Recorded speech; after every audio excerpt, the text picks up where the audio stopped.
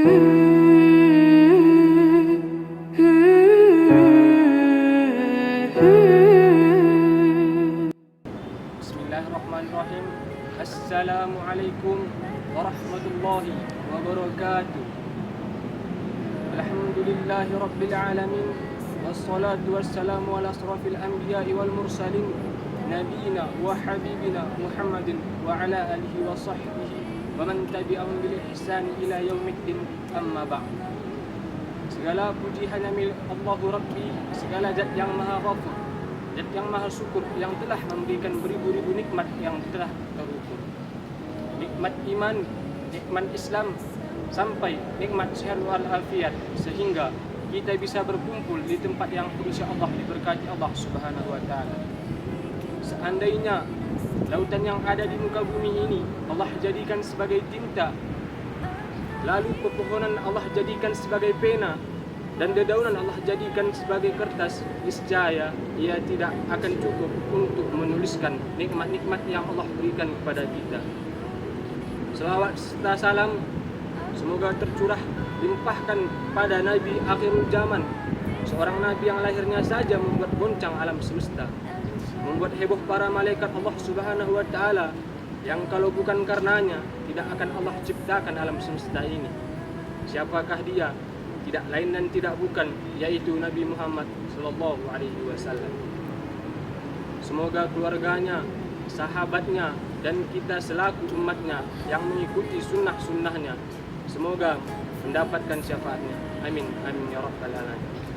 Saudaraku, hadirin hadirat yang dimuliakan oleh Allah Subhanahu wa taala, pernikahan merupakan tanda-tanda kebesaran Allah Subhanahu wa taala yang terkadang tidak bisa dicerna oleh akal manusia.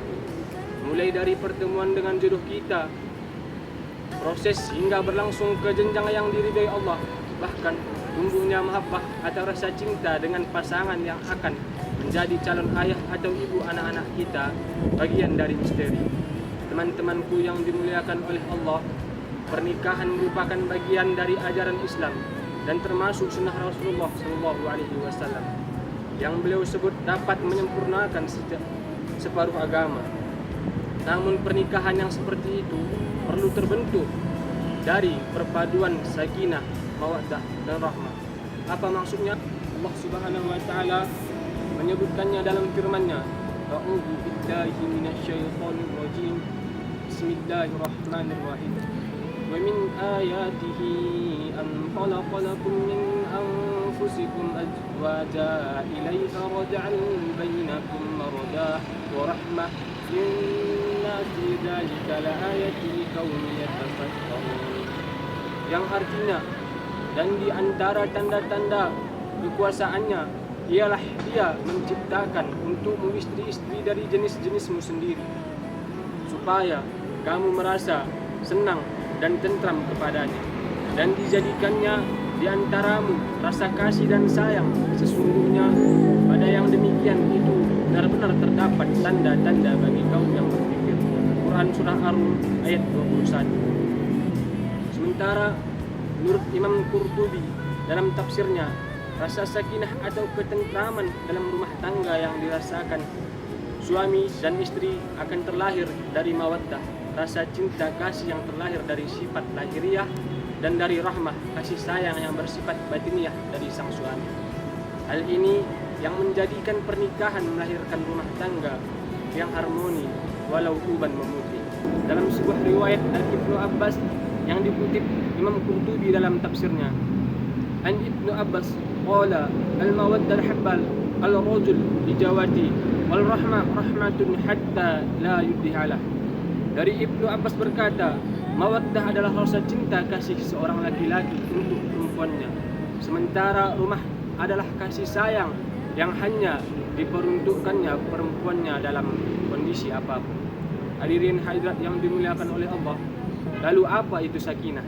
Sakinah adalah perasaan damai, tentram dalam hatinya walaupun banyak masalah dan kekurangan, mulai dari ekonomi, kehidupan. Tapi bagaimana agar rumah tangga tetap sakinah, ayem, tentram? Itu ada ilmunya. Karena itu perlu kita mengutip ilmu dan belajar juga mengenal nasihat dari Al-Imam Ibnu Qayyim yang mengatakan bahwa ada 5 langkah menuju keluarga sakinah yang perlu diikuti para pasangan di zaman modern sekarang ini. Yang pertama adalah menikah karena niat yang bersih. Semakin bersih niatnya, Allah pun akan semakin menaungi rumah tangga ini. Kalau Allah sudah bersama pasangan ini, maka saat cintanya habis, maka Allah lah yang akan menambahinya.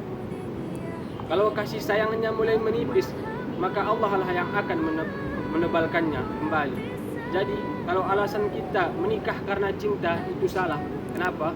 Karena cinta bisa habis, bisa menipis karena adanya konflik dan masalah-masalah dalam rumah tangga. Tapi bila sudah diniatkan karena Allah, maka Allah lah yang akan menambahi, walaupun rumah tangga kita ini jauh dari konsep ideal dalam mata manusia. Yang kedua, Al-Imam Ibnu Qayyim menyatakan, jadikanlah pernikahan itu ibadah. Apabila pernikahan itu ibadah, jangan sekedar jargon belaka, maka apapun yang terjadi dalam pernikahan itu memiliki nilai ibadah dan pahala di sisi Allah Subhanahu wa taala. Sehingga bila bertengkar saling berlomba meminta maaf duluan karena berharap pahala yang lebih besar hingga tidak ada keegoisan. Adapun ketiga, yang menjadi jalan menuju keluarga sakinah adalah ilmu.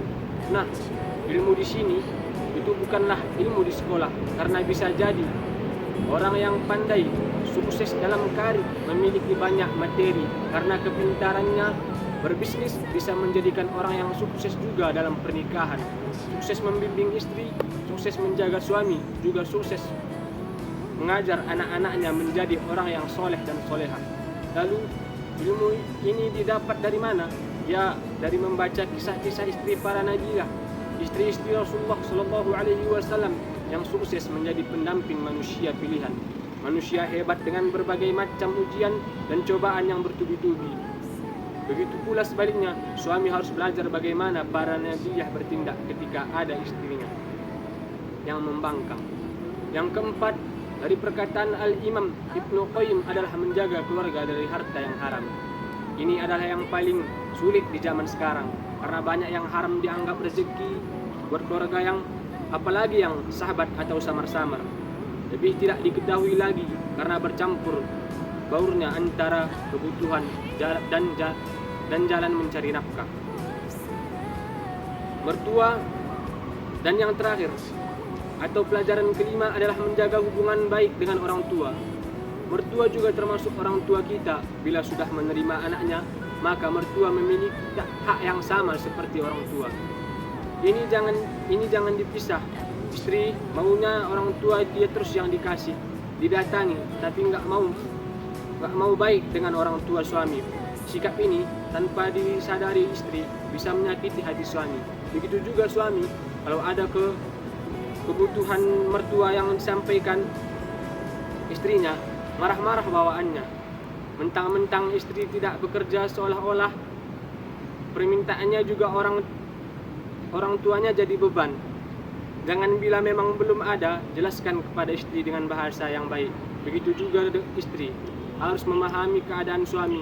Salinglah pintar menutupi kekurangan pasangan di depan orang ataupun orang tua, hingga konflik yang bisa saja datang dari orang tua, mertua, atau saudara-saudara ipar tidak meruncing. Inilah sedikit ilmu yang juga menjadi nasihat untuk saya pribadi, juga ilmu untuk saudara-saudaraku seiman, agar dapat memiliki dan bisa menuju rumah tangga yang sakinah, tentram dan damai. Unjur maqala wala tanjur maqala, akhirul kalam, summa assalamualaikum warahmatullahi wabarakatuh.